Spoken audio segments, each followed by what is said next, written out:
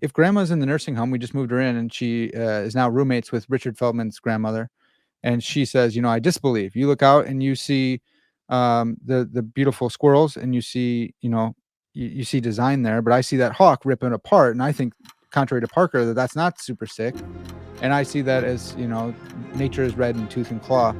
Does Richard Feldman's grandma, her disagreement, they're epistemic peers, whatever, they're both grandmothers, let's say that's category, does that count as evidence against my grandmother's belief in God?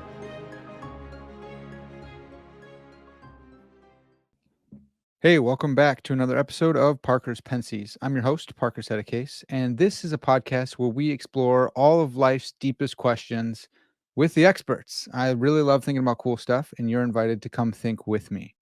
On this episode, we're going to be talking with, it's another special episode, I got to say that, otherwise looks like I don't like my guest. It's a special episode, and I have with me Dr. Travis Dickinson, and he is a professor of philosophy at DBU, Dallas Baptist University. And we're going to be talking a little bit about his new book, Logic in the Way of Jesus, Thinking Critically and Christianly. And I really like this thinking Christianly stuff.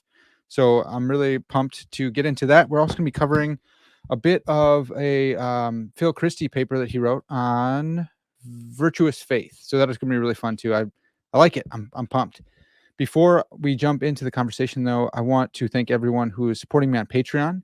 If you want to see me here, continue doing this stuff and bringing the goods to you guys, please consider becoming a Patreon patron and supporting the show.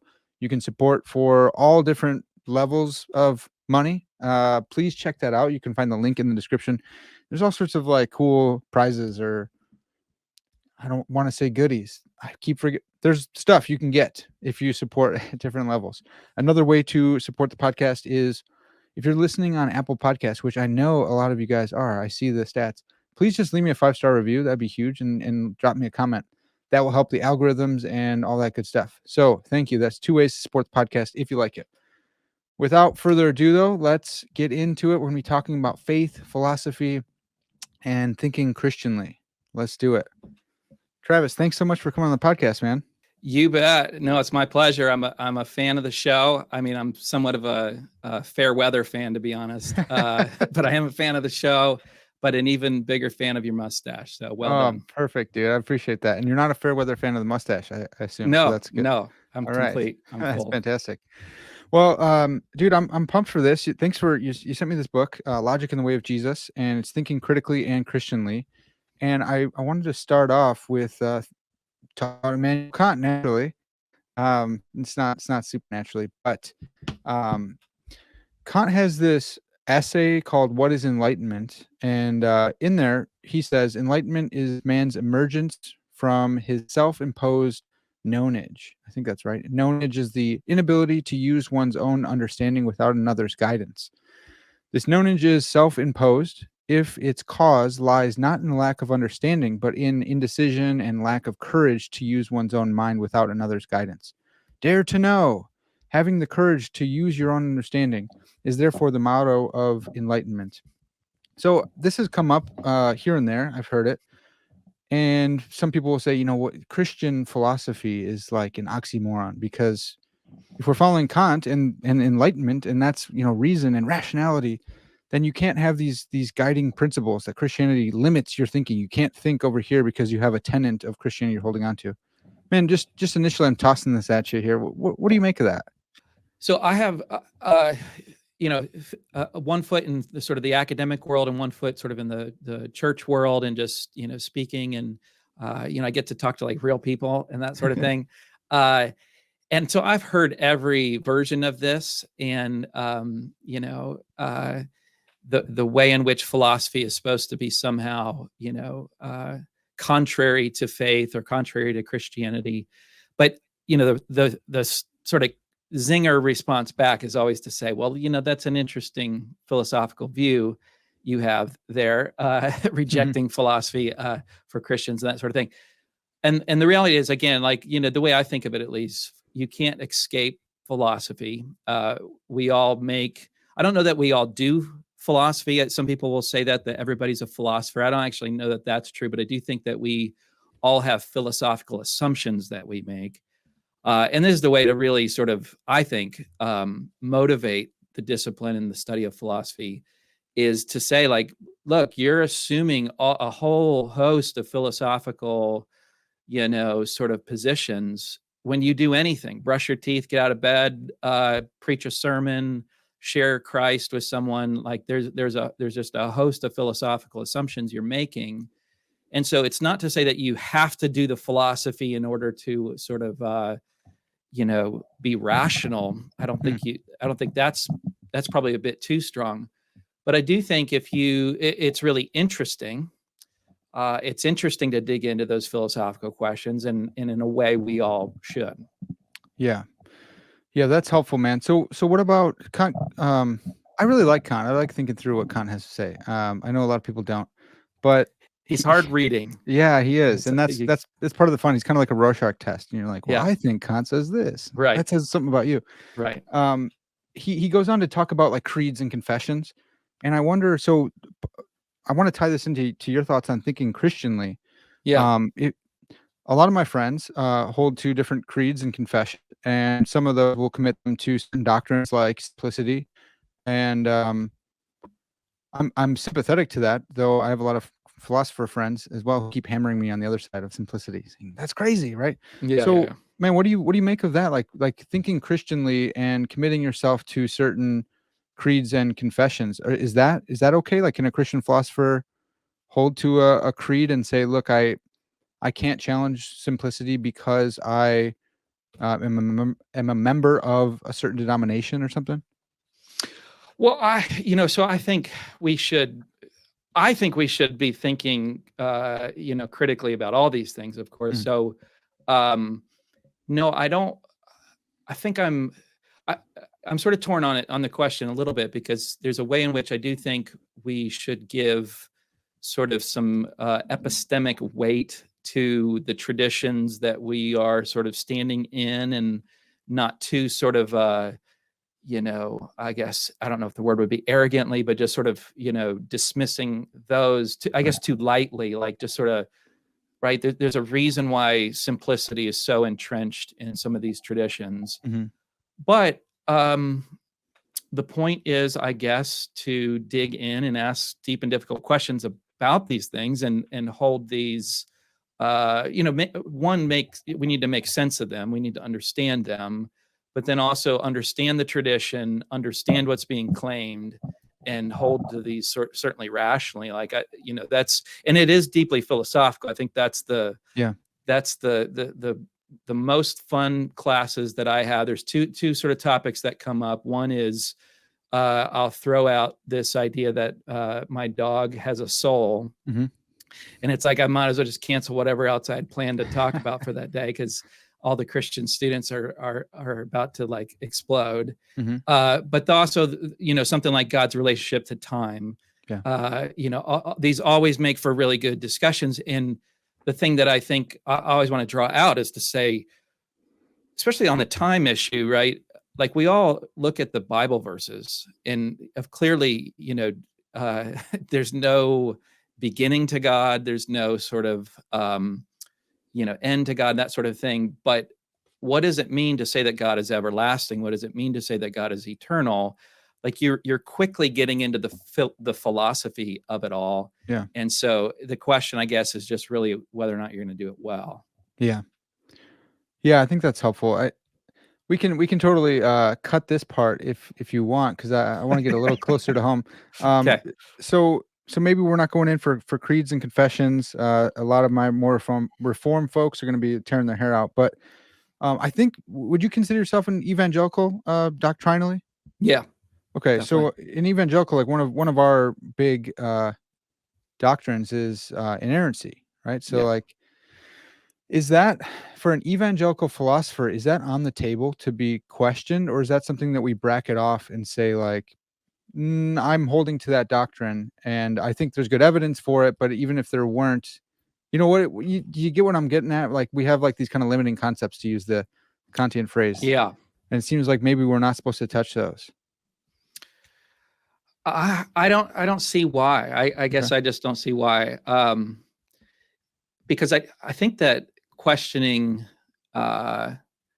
always sounds so sort of adversarial and Yeah. hostile and that sort of thing. And Sure. the way I think of it, at least, and this is what I think is really one of the great benefits of doing philosophy, and especially seeing it modeled well, is that you can hold these ideas sort of to the fire and really sort of press on them with while still holding to them, certainly, and moreover just really trying to say, like, what is the reasoning here, what's the evidence, I guess, in a way. And so no, I don't think there's anything that should be out of bounds when we ask our questions. In fact, this some of the work that I do too is on doubt and how to doubt well, and this is where I, probably the topic that I speak on the most when I get to speak to especially high school students. And I think that whole idea that people are worried about doubt, and people are worried about, like, if I really question this, like, what is it going to mean for my faith? And I don't know. I don't know what the option is, I guess, in a way, because especially with, the whole sort of youth exodus, and the fact that, a lot of sort of millennials and Gen Z folks are just walking away from the faith, like, and it's because they do have doubts, but they can't find a safe space to sort of doubt out loud. And the church is not a welcoming place always for doubts and questions. And so, while, again, I don't think that has to mean that we are sort of on the brink of rejecting inerrancy, but my goodness, I think there's really good reasons to sort of question it, push it, clarify. And as somebody comes to a place of doubt, like, that's just going to sort of happen as a result, that I say, lean into those doubts, and, again, not so, not doing it in such a way that we sort of hold our faith in the balance. Like, I just think we ask these questions, and it's going to cause, and Parker, I'm sure you've experienced this yourself, that, like, as you start to ask these questions, like, you definitely struggle a little bit. I think that's just par for the course. That's not an altogether bad thing. Yeah. And that's really helpful to think through as well. That maybe adding a little philosophy into our theology, into our theological reasoning. For some, that's like, you just said the same thing twice, but others, they don't think like that. Yeah. If you add a little philosophy in, some critical thinking on your theology, then maybe deconstruction won't be such a thing, because a lot of folks, I don't want to caricature that whole group of people, ex-evangelicals and stuff, but a lot of them are deconstructing a faith that has never been constructed in the first place. That's right. Right. It's been received. And that's kind of how we catch worldviews anyways. Like Francis Schaeffer talks about catching worldviews and stuff like that. A lot of us don't actively build up our worldviews. So, not being naive like that, but you should definitely examine what you believe and why you believe it. And for a lot of folks, they're just like, look, I don't know if I even really ever believe this. So they say deconstructing, but for me, it's not the best word, because it was never constructed in the first place. Right. And it means a lot of different things. So for some, that just means thinking critically about their faith for the first time. And that's them deconstructing, because what they're doing is actually asking questions. Right. And they're just not used to that and that sort of thing. So whereas others, it means walking away, no longer believing it, or sort of believing it in a much looser sense. But I think you're absolutely right. I think it's a bad word, and it's got there's got to be better words out there, I guess is what I mean. Not like a 4-letter word or something. Yeah, it's a slur. Yeah. But because it's got a more, technical understanding that I think has little to do with what's going on, in the broader evangelical world. Yeah, that's a good point too. I think, okay, so something you were just helping me out. Just questioning doesn't have to be irreverent. It doesn't have to be impious or something. I think a caricature I've received from the communities that I roll in on evidentialism, in apologetics, and then evidentialism in epistemology, is that it's kind of like your faith kind of hangs in the balance when you receive new evidence, and it's like, oh my gosh, well now it's like disagreement literature, like, okay, now I'm not justified because someone else disagrees with me and they're my epistemic peer, and now I can't have this faith any longer. Yeah, gotta readjust. Right, but I'm pretty sure you consider yourself an evidentialist yourself, right? Yep. And so when you're presented with new evidence, how is that not, the teeter-tottering your credences and Yeah. your faith? Well, I think there is some adjusting that's going on. Right. But I don't think part of what I'm doing in the paper that we're going to talk about a little bit is trying to disconnect faith from sort of the epistemic status of our beliefs, which that might worry a few people the way I just said that, but I'll clarify. Such that I think faith is one thing, and I think our sort of rational belief is a whole nother, and our, what we know is another.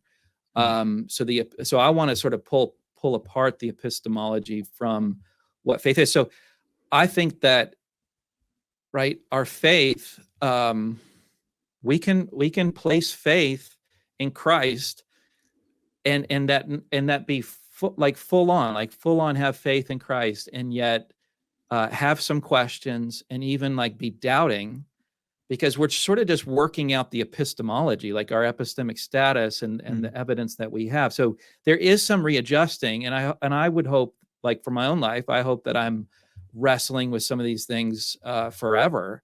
I definitely have unanswered questions, and I'm I don't have it all figured out. And there's some things that I hold really tightly and some things that I hold more loosely that I'm just still wrestling with and sort of working out what I want to say or believe about it. But it's not that my faith is kind of coming up and going and coming in and out or whatever. My faith is one thing, whereas that whole sort of intellectual side, I think, is something different. Yeah, that was what was so intriguing in your paper. So the paper is Virtuous Faith and Evidentialist Model, and that's in Phil Christie, right? Yes. Okay, great. So if you guys want to look that up, go check that out. It's really good. But maybe let's just jump in and say, like, what is faith? Yeah, so my sort of rough and ready definition of faith is to understand faith as a form of trust. So, that's not earth shattering right there, but right. But it's a special kind of trust that we have. It's when we sort of, the way I like to say it, again, sort of rough and ready, is that we venture trust. Faith is ventured trust. So it's when we entrust ourselves to something. So if it's possible for me to sort of trust something from a distance, I think I can make sense of that. Like if I'm looking at getting on an airplane or something like that, I might say, like, I trust that airplane over there.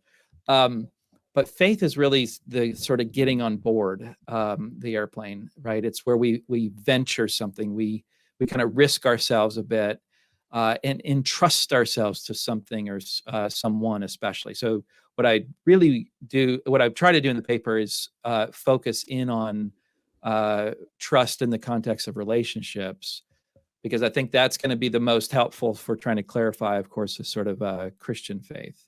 Yeah, how we mean that. So I really like that. And you you say it ought to be in more moral categories than epistemological. right, because that's a lot of the objections, and some of these are not coming from the most thoughtful thinkers out there, the sort of new atheist types who really kind of caricature faith. But that's the sort of belief without evidence, or the Peter Boghossian, who says that faith is pretending to know what you don't know. Yeah. And it's like hard to take these seriously, but what you notice, and they all, I think, sort of rip off Mark Twain's faith is believing what you know ain't so, right? Which is more clever than theirs. But anyway, what each of those do, they actually put faith in a kind of epistemic, dimension, or category. So it talks about a certain kind of belief or a certain way of knowing, and then you've got guys like Boghossian who will say something like faith is a bad epistemology. And my response to that is to say, I don't think that faith is a bad epistemology, because I don't think it's an epistemology at all, much less a bad one. And so, right, because they sort of stick it there because it's I think it has to do the riskiness of faith. Like faith does have this sort of, like intuitively when we think about it, there is something risky about faith. And right, getting on an airplane, like there's a huge risk to that. And the example that I use probably the most is when we get married to someone, or it's a example. Of course, it's a biblical example. You see that all throughout Scripture, where our relationship to God is sort of given by analogy to a marriage relationship. And so there's faith that I place in my wife, right? And it's when you join yourself to someone in marriage, like it's a huge risk. And so there's something risky about it. But if you sort of take faith and force it into an epistemological category, then what's the risk? Well, in epistemology, the risk is like believing falsely. And so if it's believing falsely, then it's just a bad epistemology, right? So you just kind of like, I think it's sort of anyway, just sort of putting it in that category, I think is just a mistake. Now, I want to be careful to say that epistemology is certainly related to faith. So when we place faith in someone, and we do, but here's where the virtuousness comes in, or the virtue comes in, is because when we place faith in someone, and we do it well, then I think we need to know some things, or at least rationally believe some things. So epistemology is related. Like the evidence, for me, it comes down to evidence is certainly related, but it's not taking faith and sort of squarely putting it in that category. That's what I'm trying to say. Yeah, that's helpful. So some of my epistemologist friends who are listening in they might be losing it right now, but so I just want to ask on behalf of them, is faith a belief? It's probably not like a one-to-one correspondence or something, but like what is faith? Is it a doxastic attitude? Like, is it, what is it then? So no, I don't think it is. I mean, if we kind of put it this way, like in its most sort of fundamental sense, right? So again, I do think that there are probably beliefs, and people, there's becoming a pretty large literature on faith and the nature of faith, certainly. So there's people, and they're all over the map, and so people have defended, everything you can possibly imagine. Always philosophers do that. Yeah. I didn't. yeah. It's a newsflash. Right. I don't think, and so there's definitely a sense of the term faith that can be understood as a doxastic attitude. Like when we say I'm defending the faith, probably what we mean are like certain propositions that we are in fact defending. But when we talk about placing faith, especially placing faith in a person or even placing faith in a thing, I don't think we mean a doxastic attitude. In fact, again, I think we can tease these apart such that I'm of the opinion that we would have to have some beliefs. Like it would be really odd to say that I've placed my faith in God and I don't believe in God. Yeah. Like that just seems odd, like logically possible. Okay, maybe, but that just seems really odd because it almost seems like that you would have to at least take that being to exist if you're placing faith in that being in some sense or other. But I think you could have a whole host of different doxastic attitudes or beliefs about God, some of which might be wild, some of which may not have, you may not have good reasons for, but it doesn't, but faith seems to be this different thing. It seems to be that again, I think of it as a kind of act of trust, where we venture something. We've got some skin in the game. We've sort of risked ourselves in some ways on someone or something.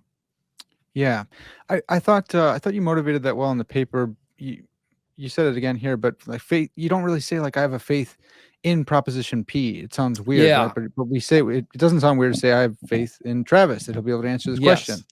Yes. Yeah. Right. And so that's why, we do use the locution, I have faith that it certainly looks like it's propositional, but Mm-hmm. but there's plenty of other times that we say I have faith in.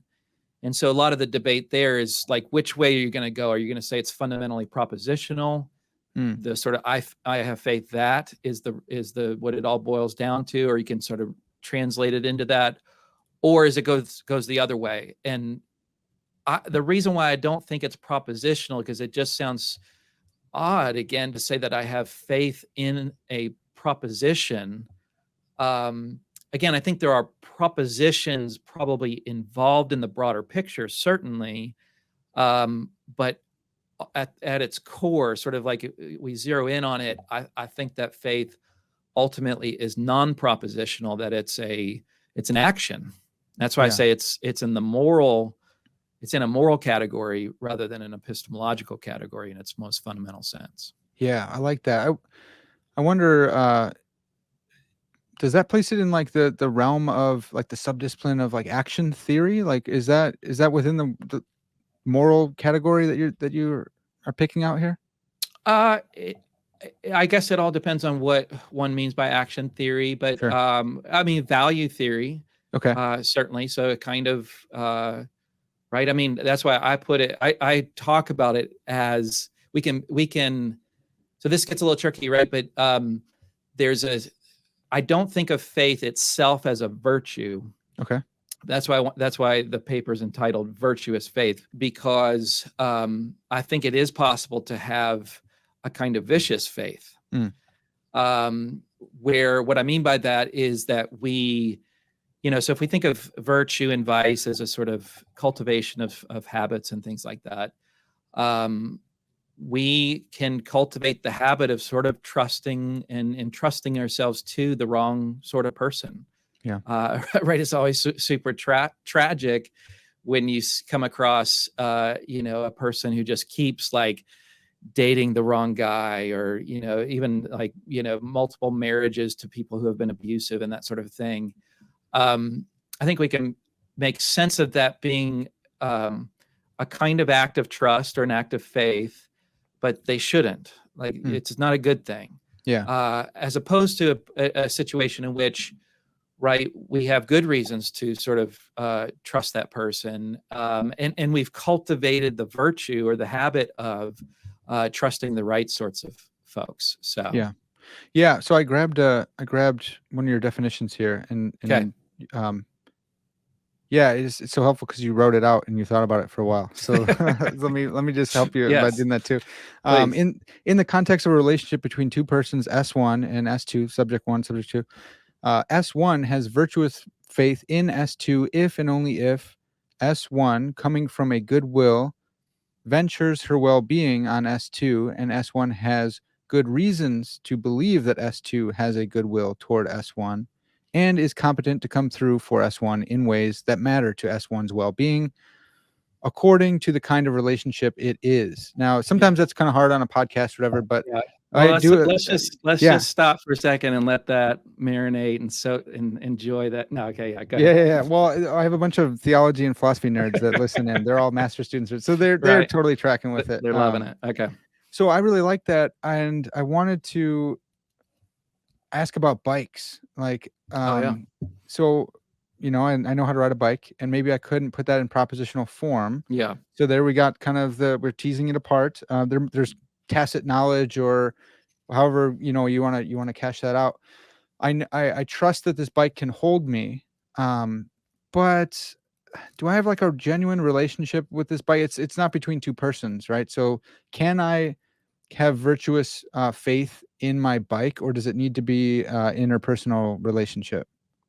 Okay, so earlier in the paper, I've got it pulled up here too. So I give a sort of general account that would cover objects like that. So I say a person S has faith in an object O if and only if S ventures her well-being on O. Right, so that would be a person S venturing her well-being on a bike, an object O, where S acts on the assumption that O will come through for S in some way that matters to S's well-being. That is all supposed to mean that you can trust a bike for sure, right? What you're doing is you are acting on the assumption that bike is going to come through for you.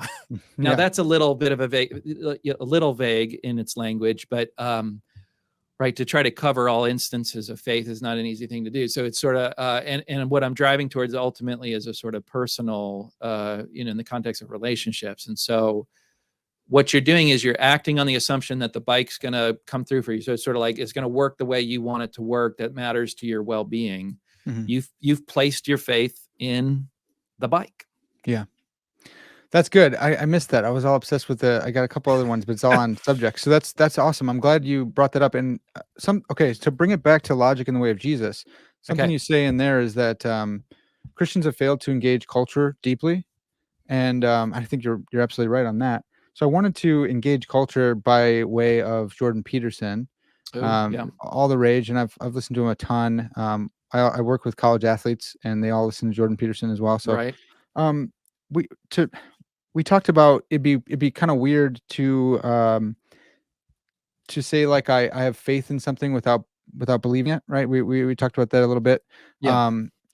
Jordan Peterson, when you ask him if he believes in God, he says, "I act as if God exists," and it depends. Right, You see new videos every day of him crying or something, and right. So you don't really know where he's at, but he has said often, "I act as if God believes."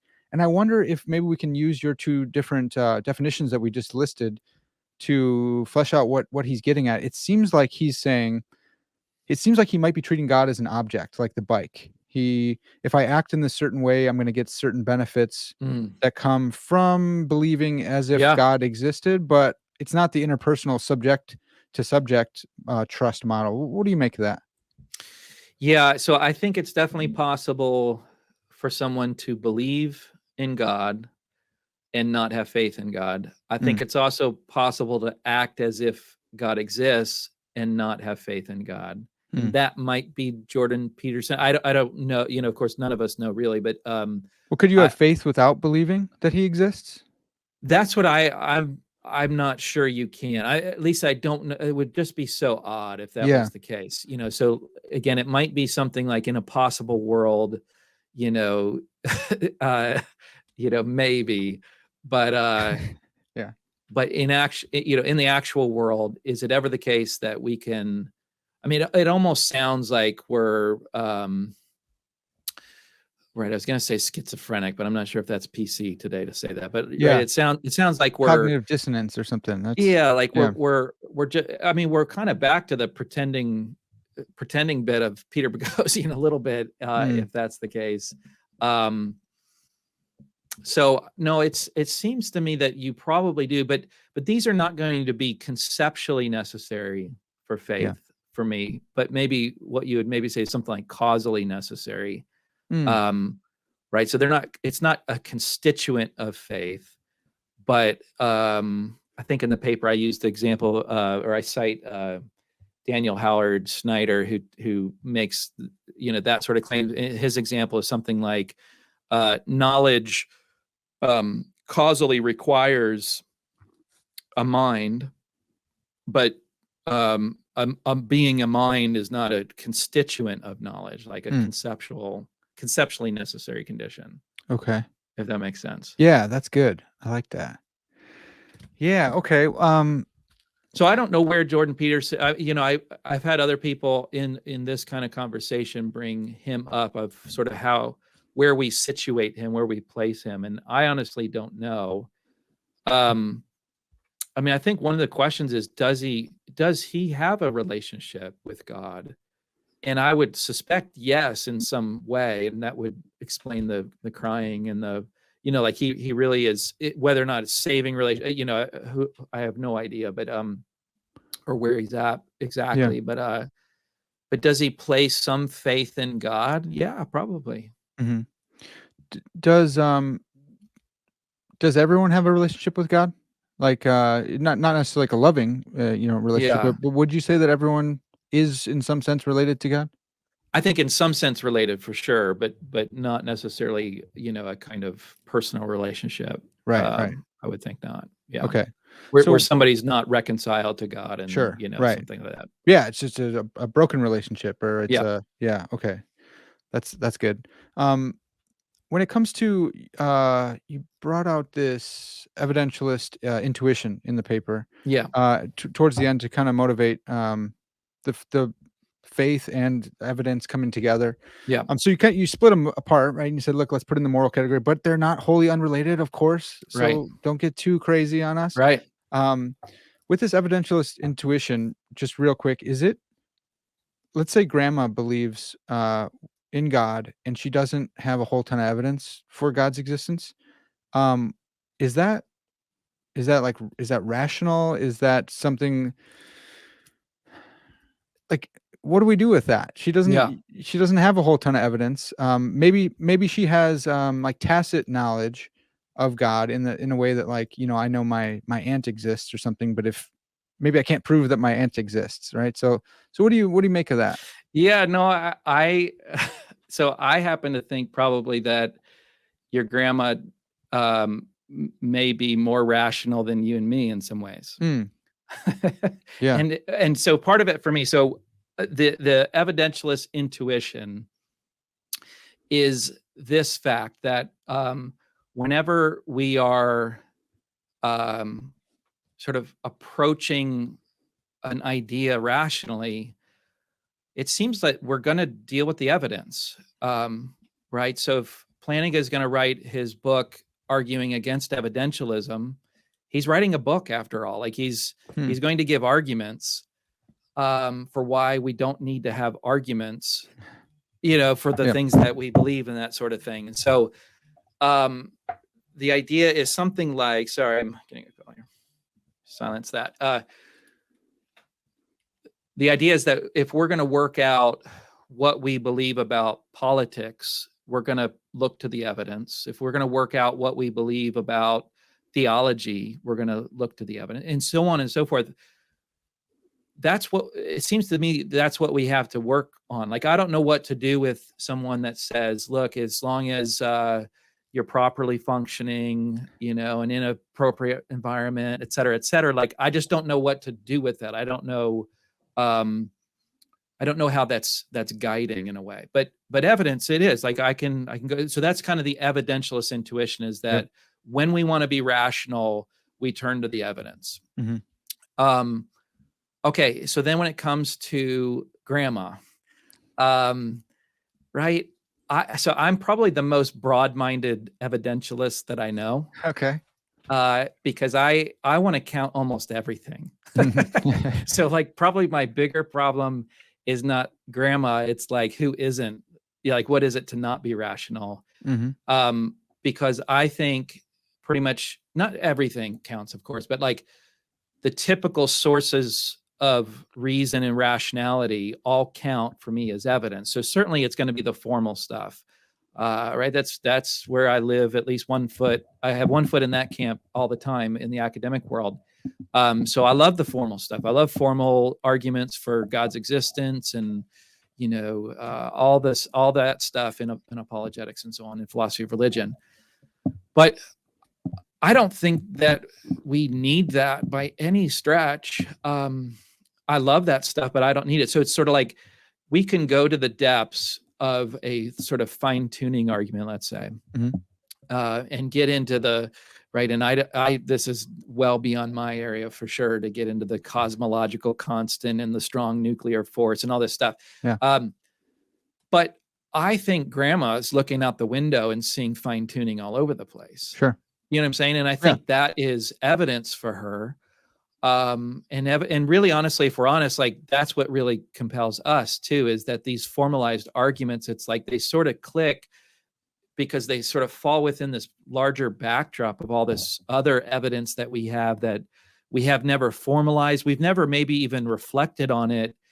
We almost certainly haven't formalized it, but we've maybe never even reflected on it. And so I think guys like you and me who have done a lot of reading, and like we kind of know the objections that are really difficult, that grandma is sort of, blissfully ignorant of, probably.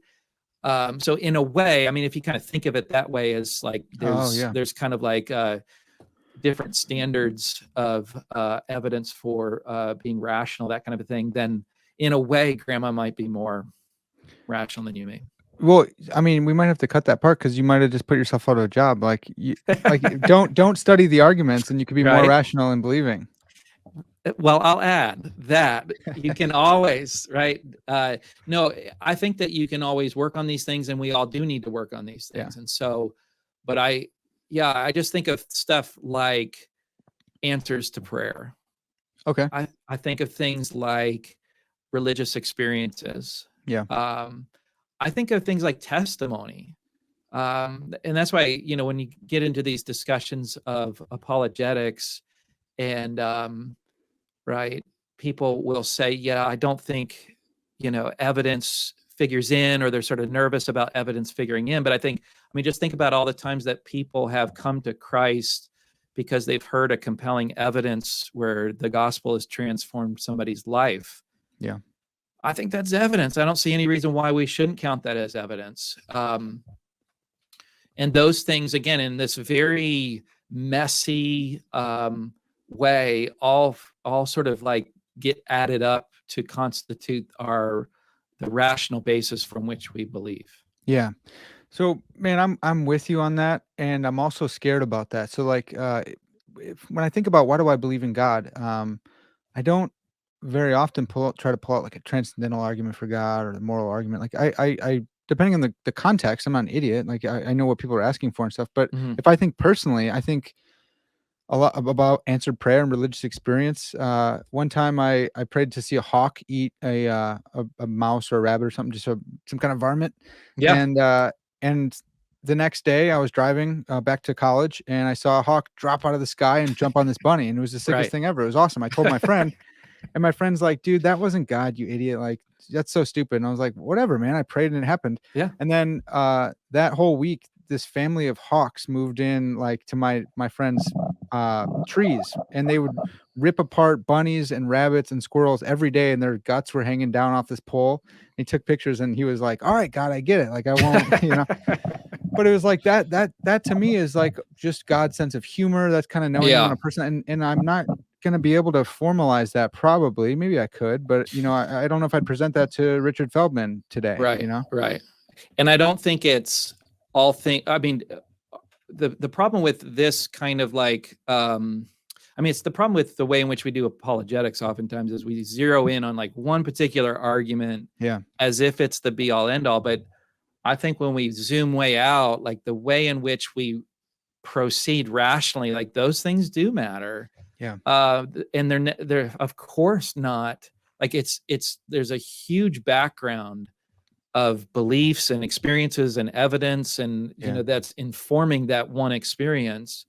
But yeah, like, my goodness, when you look at the sort of long list of miraculous claims and religious experiences that people will cite, again, I think you have to take it a little bit with a grain of salt, especially if you weren't there and you don't sure. have that full background or whatever. But I do think that's the very broad-minded evidentialism that I find really persuasive. That's why I say I do think that there's this intuition, and then if you can broaden out our notion of evidence to include those sorts of things, and again, that's why most people are somewhat rational in their beliefs. Yeah. Now, again, sometimes we do things like ignore obvious objections or things that are salient to our beliefs and so on, and we don't. In those instances, we may not be very rational, but broadly speaking, I don't actually think most Christians. I think most Christians are rational. Yeah. But I think most atheists are rational too. Okay. Yeah, I want to bring it back to grandma really quick. Yeah. Let's say, so because you have this broader range or broader scope of what counts as evidence, I think that rightly includes like disagreement to like evidence of evidence is evidence kind of stuff. Like if grandma's in the nursing home, we just moved her in, and she is now roommates with Richard Feldman's grandmother, and she says, I disbelieve. You look out and you see the beautiful squirrels, and you see, you see design there, but I see that hawk ripping apart, and I think, contrary to Parker, that that's not super sick. And I see that as, nature is red in tooth and claw. Does Richard Feldman's grandma her disagreement, they're epistemic peers, whatever, they're both grandmothers. Let's say that's category. Does that count as evidence against my grandmother's belief in God? And you're saying the very fact of their disagreeing, does that count as a sort of counter evidence? I think, I think so, probably. I mean, to be consistent, I think I have to say that too is evidence, since I've gotten so broad-minded here. But I don't think it's very compelling, because I think it's, we throw around this term of being an epistemic peer. Yeah. I think that's hard to find a true epistemic peer, and maybe impossible. I like that a lot. I love that answer. Yeah. I know it's kind of hardcore, but I like that. Yeah. Yeah. And partly because I think we're so, that huge background that we bring to the table whenever we evaluate something in isolation, Right. to have that be identical, of course, is impossible. Sure. And even, like, that's why you see, like, two people, two siblings that grew up in the same family, having very similar experiences, very similar personalities, maybe even, and they take really different views. Yeah. I don't even know that they're epistemic peers, in the strict sense of it. Well, and even if we go into like possible worlds and stuff, like David Lewis says, our counterparts in other worlds are just that, they're counterparts. It's not actually us, because they do have different experiences, different backgrounds. Like, even if it's one little tiny thing, right? Like, maybe you could quibble over that and say, like, if just a paperclip was on a different, was closer or further, maybe there still are, but they're counterparts. Yeah, they're not the same exact thing. So I really like that answer. I mean, yeah, that's fun. That's interesting, right? Are your counterparts your epistemic peers even? And if not, then I think, of course, your atheist neighbor is probably not an epistemic peer. If your counterparts are, though, it seems like they'd probably believe the same stuff as you, right? Like, if they're that close, then they're probably gonna have the same beliefs as you. So then there is no disagreement, and all my counterparts count as evidence for my belief. Maybe. Right. But they're all in a concrete world that we can't get to. So unfortunately, I can't ask them. Yeah. So, man, I want to close out. Getting back again to your book, we've been jumping back and forth, but the themes, the paper is kind of like your deep dive, and then this book's more at a popular level to encourage Christians to think more deeply and not be scared of thinking. Travis, do you have a selected do you have an audience, typical audience that you think this book is like perfect for? I think so. It's definitely designed to be a kind of intro to logic textbook in a Christian setting. One of the things that I'm doing is trying to situate logic for the Christian. So to see Jesus as a logician, which is, of course, a sort of Dallas Willard inspired and J.P. Moreland inspired way of thinking here. But that was the idea for the book, was to basically say, here's a textbook. I mean, it is sort of textbookish, run through of various principles of logic and critical thinking, but situated in sort of couched in the life of Jesus, who Jesus, one of the things that really jumped out to me as I was writing is how many times people were astonished by Jesus. That word comes up over and over and over again. And it starts actually with Jesus in the temple in Luke 2, where he's supposed to be, on his way back to Nazareth with the family, and they don't have him, and they come back to Jerusalem and find him. And it says he's sitting in the temple, sitting among the Jewish teachers. These are going to be the same people that, later put him to death, basically. And he's listening and asking questions. Yeah. And they were astonished by his answers. And so that theme sort of runs throughout the Gospels. And what jumped out to me was that people are often astonished. I mean, of course, they're astonished because he's sometimes doing miracles and things like that. But more often than not, they're astonished by his teaching. Yeah. And I think there's lots to that, of course. But some of that, I want to think and suggest, is his use of logic, his sort of logical teaching, and it features throughout. So we shouldn't merely make Jesus the sort of moral exemplar of our life, but also our intellectual exemplar, is the thesis. Yeah, I love that, man. Vern Poitras has done some work on this as well.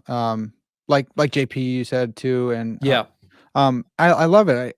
at one point I was a little astonished. You had this heading and it says Jesus is logically astonishing.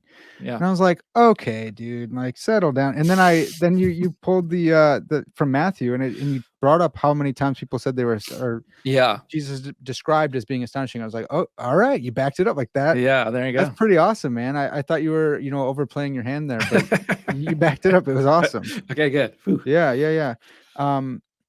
So yeah, I like this book. I think that yeah, I want to commend it as well. Thanks, man. Yeah, dude, and thanks for sending it to me. So I wanted to kind of close out with thinking Christianly. Like I like that phrase, and I like it for reasons you're not gonna like. Like I like Okay. it because I came into apologetics through presuppositionalism, and I think like it's totally misunderstood. And most presuppers probably don't know like what Van Til really said. Anyways, that's for a whole nother time.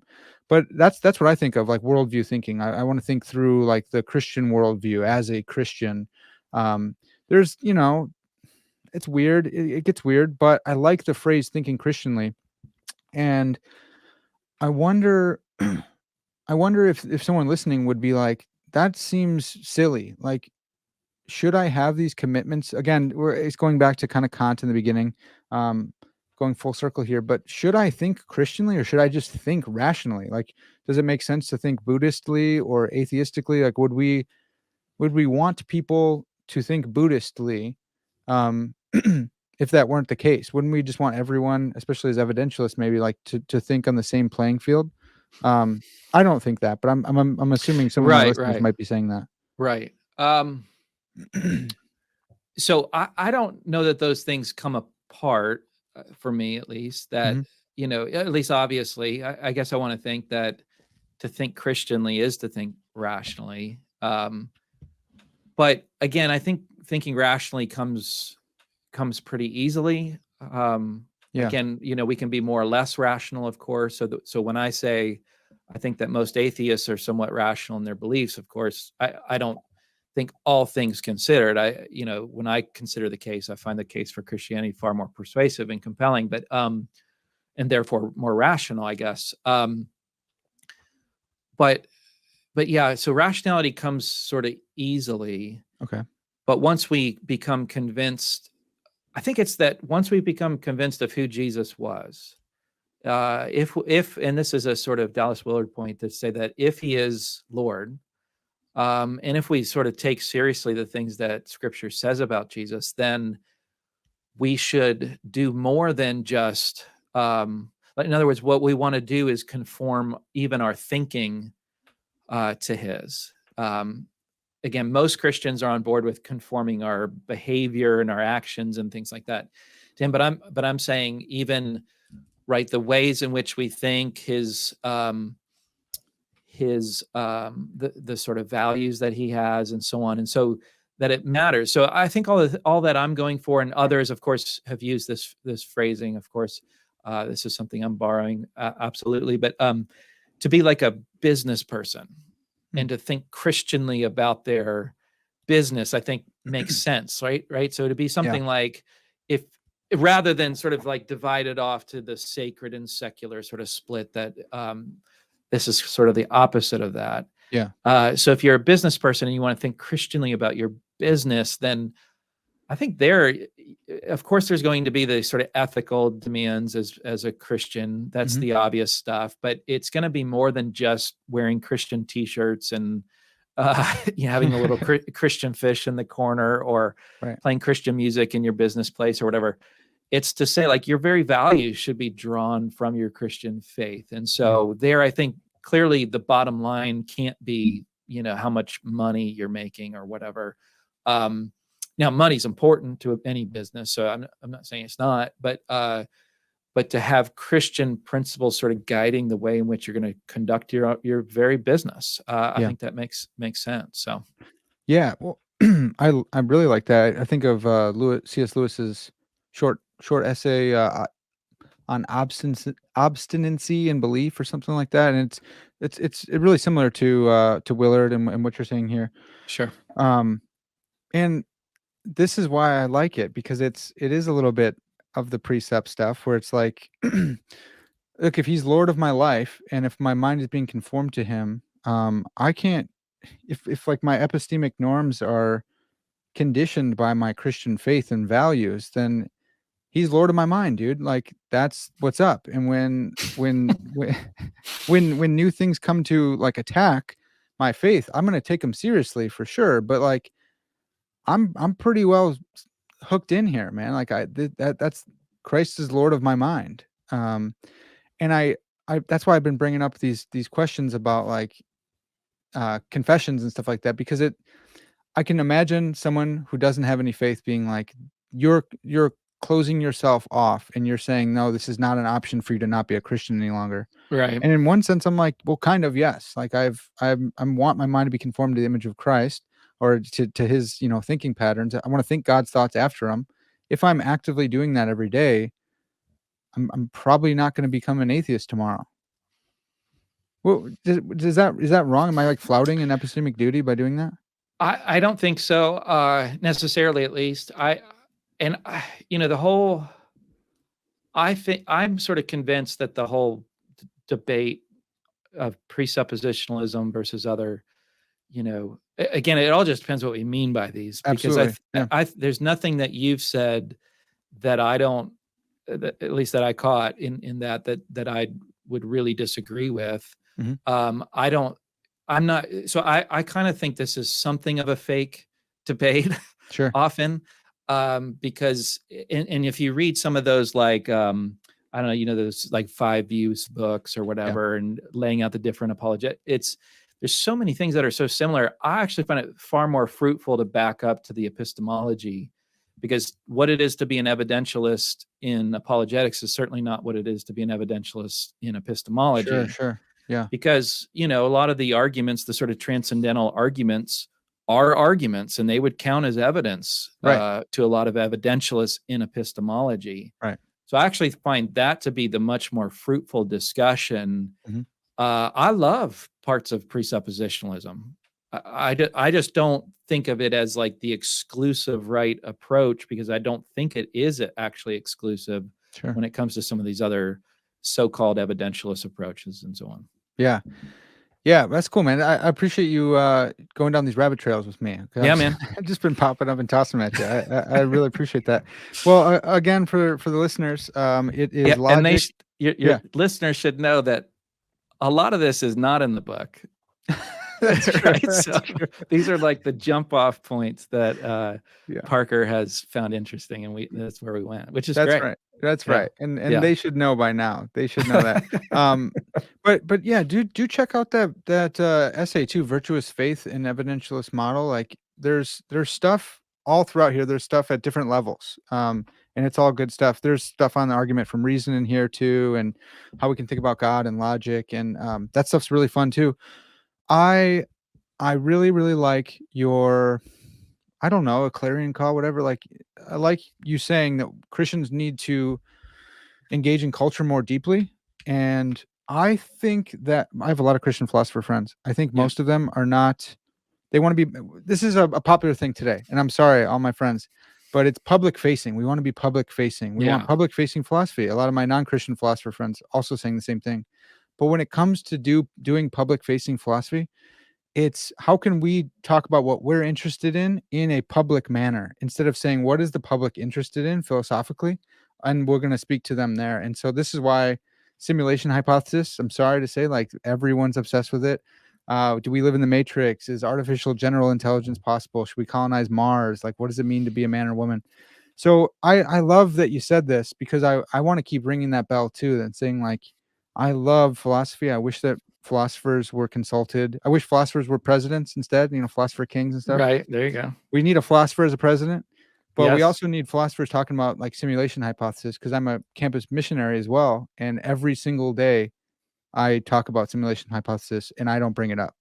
Yeah. So I think you're absolutely right. Like we need to engage culture, and I think we need to do it with our own questions, but also with the questions that culture is tossing out at us as well. Absolutely. And I mean, this is sort of my own, one reason why I think philosophy is so valuable, which I think we've really come full circle now, but for Christians, is in part because when we ask the deep philosophical questions, I actually find that the way I sort of put it is, the deeper we sort of push on certain questions, if it's epistemological questions or moral questions or questions of metaphysics, I think that the Christian answer is a good one. Yeah. And the way I sort of put it is that, God's sort of waiting for us at the end of those questions. So I love a figure like Augustine, who, sort of gets into philosophy, and he gets sort of a taste for, as he puts it, the sort of eternal truths or something to that effect. But he's far from a Christian at that point. But it's like he got his head around something eternal. He got a taste of it, so to speak. And that's what really set his heart to be restless and to keep, driving, and finally found that rest in God. And that's just my own journey, of course. And I think that, there's huge value, but we've got it. But you're right. It's got to be that public facing. So it's like, we've got to sort of step out of the crazy technicality that, gets us all bogged down and nobody else can read it. And, that stuff's important. I love that too. Yeah. We have to keep doing that. Do the work to back it up. Well, I mean, this is kind of like why this is you in this book. You wrote the paper. It's technical, and it's in a philosophy journal, but you also wrote it for public people. Like, that's what we need philosophers doing. Well, I agree. Yeah, that's good. That's good. That's great. Yeah, amen, dude. We just solved it all. We did it. Well, this has been awesome. I really appreciate the book and your time talking with me, man. You gotta come back on and let's do it again. All right. We'll do a presuppositionalism and why it's a fake debate. There we go. Awesome. All right, folks, that's going to have to do it for now. This has been Parker's Pensées, and as always, all glory to God.